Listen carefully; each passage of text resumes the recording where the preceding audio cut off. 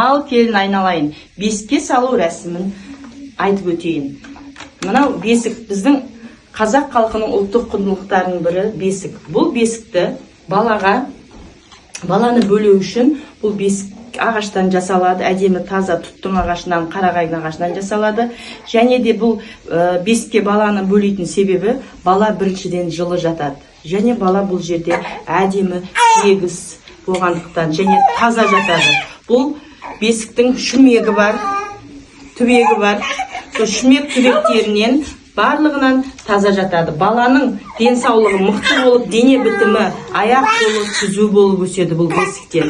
Және ұйқысы тыныш болады. Кел, қызымызды бесікке бөлеп жіберейік. Әкеле ғой. Ал, міне, қызымызды бірінші бесікке бөлемес бұрын, бесікті біздер бірінші аластап аламыз.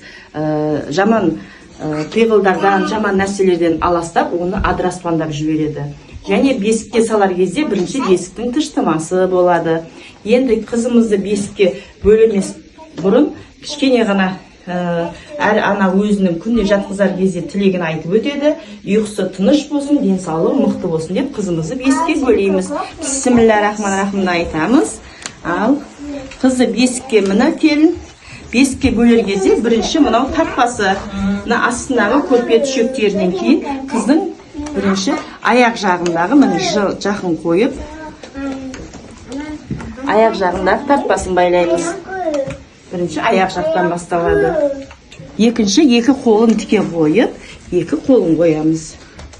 Оның үстінен жылысын жауып, әдемілеп тербетіп, әлди әнін айтып ұйықтатамыз.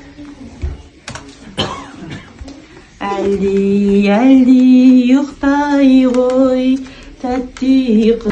Кәусар қызымыз бесік жырын айтады. Қандай бесік жырын білеміз? Айта ғой.